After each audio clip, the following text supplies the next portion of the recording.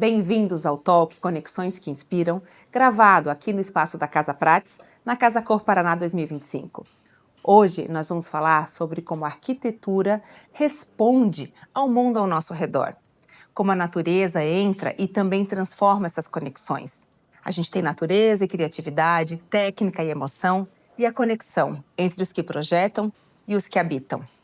E a biomimética e a biofilia vão ser hoje o nosso tema ponto de partida para essa conversa super especial com as arquitetas Alessandra Gandolfi e Carla Grittner, que assinam 2 espaços aqui na Casa Cor esse ano.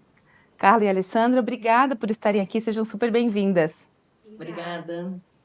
Os espaços de vocês são espaços que se destacam aqui pela maneira como eles impõem um ritmo diferente, pela maneira como eles também provocam até sensações físicas aqui na gente, né, da maneira como eles foram colocados. A gente tem ali o uso de técnicas, a gente sabe, de biofilia e de biomimética.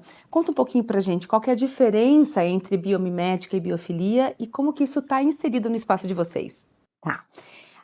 A biofilia, acho que veio um pouquinho, ela já vem de um certo tempo, mas acho que na pandemia a gente conseguiu sentir melhor isso. O que que é? É essa necessidade nossa, biológica, de estar conectado com a natureza, né? Então, se a gente está olhando para a natureza, se a gente está inserido na natureza, isso traz um bem-estar. Então, a gente tem essa necessidade. E a hora que você coloca isso no projeto, você tem essa sensação de bem-estar.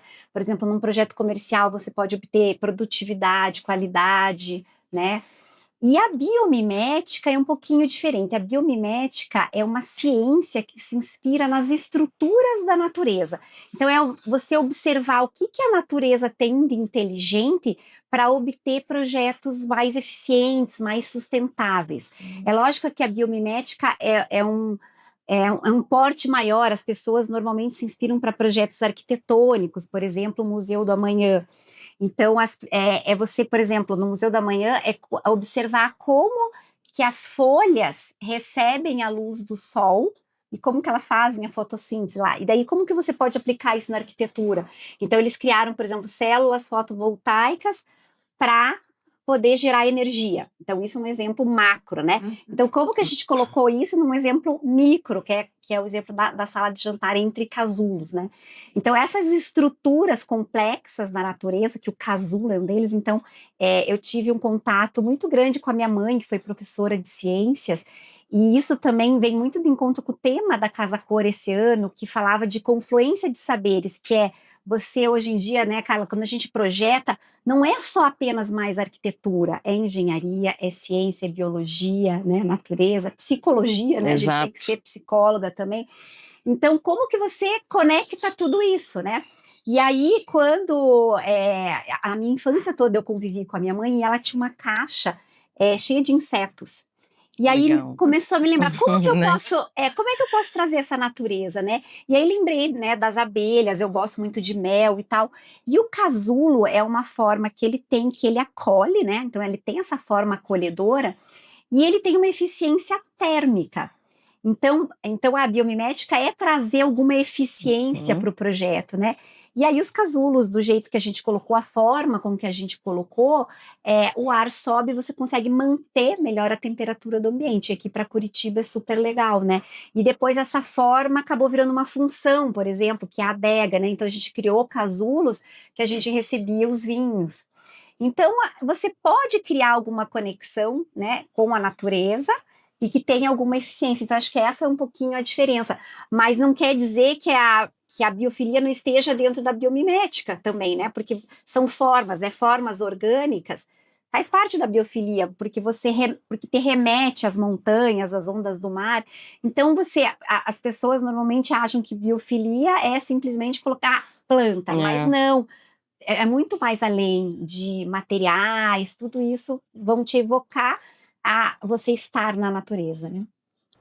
E dentro do espaço, como é que isso acaba refletindo, né? O uso da natureza ali dentro. Na cozinha a gente percebe uma cozinha cheia de movimento, cheia de vida e cheia de natureza também, né, Carla? Sim. Já no começo, no início do projeto, o ambiente, né, que existia aqui, ele tinha uma janela assim pequena. E a minha primeira mudança já foi imaginar um grande vão em vidro, né? Pano de vidro que a gente fala, para trazer também essa natureza. A gente tem uma casa com espaço de jardim maravilhoso. Incrível, né? Isso, e esse conceito ele traz essa luz natural que a gente tanto quer, né? Inclusive nesse espaço que a gente está agora aqui também. Então, trazer essa natureza para dentro do espaço, eu usei em primeira ideia, então, ampliar o que a gente já, valorizar o que já tinha no espaço, mas tirar proveito e ampliar, né? Então tem agora o sol da manhã, aí onde tu trabalha ali com os temperinhos, o acolhimento que a gente quer para dentro de uma cozinha, que também faz parte, né? De ter essas plantinhas, essas formas orgânicas. Também adoro mel, o nosso espaço tem uma conexão também, né? Olha, a gente Acho tem que o uso dos materiais naturais isso, também, a a madeira madeira, a natural, lâmina que né? A ela usou. lâmina traz esse calor, né? Esse aconchego, assim, para que as pessoas se sintam bem, né? Então, o contato da natureza traz isso, traz as histórias, né?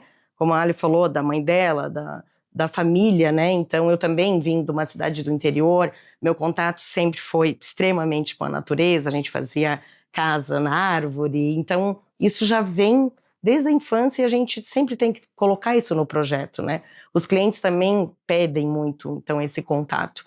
E essas formas orgânicas, elas se movimentam, né? Não fica aquele projeto tão estático, né? Então, tem que ter essa leveza, assim, né? Dos materiais e trazer essa natureza para dentro dos ambientes também. E que importante, né? Assim, esse conhecimento técnico que a arquitetura traz, né? E que vocês trazem, estudam e atualizam, para lançar a mão do recurso técnico para viabilizar a vida dentro do ambiente, né? Se você não faz essa abertura, se você não faz essa intervenção maior de permitir uma luminosidade mais excessiva, como que você ia ter os temperos lá dentro, por exemplo? Como que ia ter essa sensação maravilhosa, né, gente? Que a gente cozinhar e colher um temperinho na hora, até pode que o sabor fique o mesmo, mas a emoção que a gente transborda naquele momento já é completamente A textura, diferente. né? A textura, O toque o cheiro da textura. que fica na cozinha, né? Isso. O próprio contato com as crianças, né? Que convivem na casa, que talvez nem vejam, moram em apartamentos, não vão ter contato com essa natureza, com a colheita, né? Com produzir, colher. Isso é muito... E esses recursos,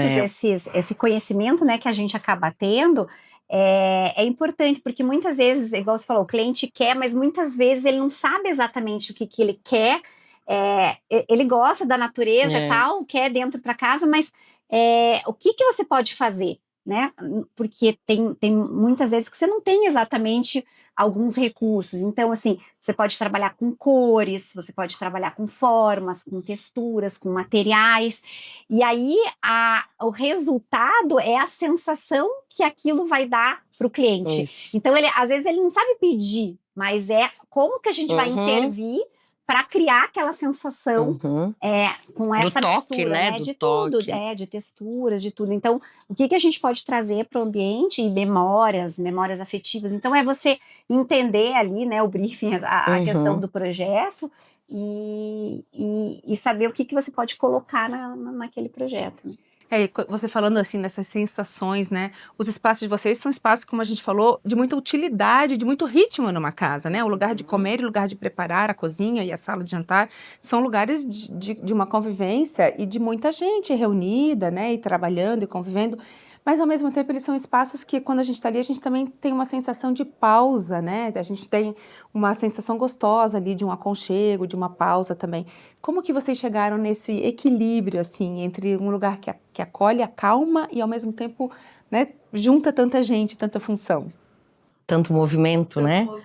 Eu criei um cantinho já de entrada no ambiente, uma mesa orgânica, o acolhimento da madeira, né? Então, tem a brincadeira ali dos móveis soltos, tem a parte funcional, que é a ilha, mas também é um receber. A ilha hoje, dentro de um espaço, né? Ela tem essa aproximação com as pessoas, né? Então, enquanto você está preparando os pratos, você já está, né, tomando um vinho, conversando com teus convidados, ou no dia a dia, um simples café da manhã rápido, né?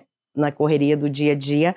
E ali no nosso projeto eu quis dar essa leveza, trazer esse movimento para a cozinha usando os móveis soltos e já boas-vindas, assim, que é a cozinha, um carrinho de chá e a brincadeira até das cadeiras, que são extremamente orgânicas, com material inusitado, as pessoas chegam, o toque, né, que é tão importante também nessa parte, que daí é um papel craft, então tudo isso traz o acolhimento. Então, ali no meu cantinho, esse espaço de relaxamento, acho que ele entrou super bem ali no espaço. Isso.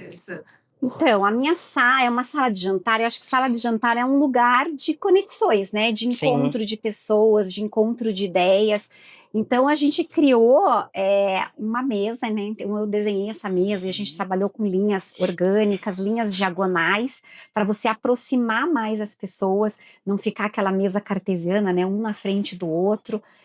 Ter possibilidades de mobiliários diferentes. Então, acho que esse entorno na mesa ficou muito fluido ali, sabe?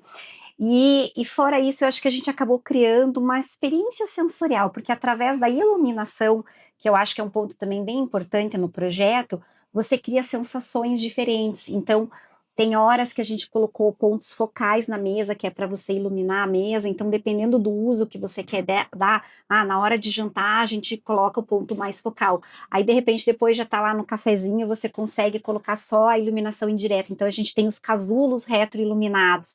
Então, através do sistema de automação que a gente colocou, a gente criou essas sensações de diferentes através da iluminação. E eu acho que todo o contexto do entorno, de cores da própria tinta que a gente utilizou, que era um tom de caramelo, mais quente, acho que ficou mais aquecido, das obras de arte, que tem uma cor um pouco mais forte, do couro, do próprio toque da pedra, que era um acabamento escovado. Então, tudo isso vai criando essas sensações diferentes, né? Então, você tem o período ali que você tá, né, jantando e tal, mas você tem esse relaxamento, acho que essa observação, essa contemplação, e de você estar se sentindo nesse ambiente agradável, com uma iluminação agradável. A gente criou um bar também, tem também uma poltrona para você depois relaxar, tomar um vinho ou ler simplesmente, né? Então, acho que também o piso que a gente utilizou, que também era numa pedra, mas as pessoas entram e falam, nossa, parece quase um papel de parede, parece um tapete, porque a gente usou um acabamento apicoado e escovado, então ele deu uma textura diferente também. Então são sensações que você cria, né, de olhar, mas de estar, de contemplar, de viver aquele espaço, né? E super importante essa interpretação que vocês estão falando, né? Na Casa Prata, a gente acredita muito, como imobiliária, que o imóvel é só o ponto de partida daquela história. E aquela história que a pessoa traz, todo aquele desejo, aquelas suas ansiedades naquele espaço novo, ela vai se transformar num novo começo e vai passar ali pela arquitetura também, né? E vocês trazem muito isso, né? De interpretar aquilo que o cliente quer, de entender qual é a sensação que ele quer no final, e aí vocês têm a responsabilidade técnica de traduzir isso em material, em textura, em escolha, em layout. Isso é muito importante e a gente até agradece, porque isso colabora aí muito, né, com o nosso trabalho, com o resultado final do nosso trabalho, que é unir aquela história daquela pessoa, aquele ambiente, né, aquele imóvel que a gente conseguiu, né, escolher através de uma curadoria junto com aquele cliente para ela, e é que eles comecem aquela nova história, que seja um novo começo super feliz aí para essa pessoa, para essa família, enfim, né? Então, histórias realmente papéis que se conectam muito aí entre imobiliário e arquitetura, né? Sempre. Então, gente, muito obrigada aí por estar com a gente, né? Mais um talk aí do Conexões que Inspiram. Os espaços de vocês estão super gostosos, acolhedores, lindos. Mais uma vez, obrigada pela disponibilidade. A gente que agradece, Obrigada, né? Obrigada também. E se você gostou desse episódio, confere todo o nosso conteúdo nas nossas redes sociais e o episódio completo no YouTube. Casa Prates Imóveis. Até lá!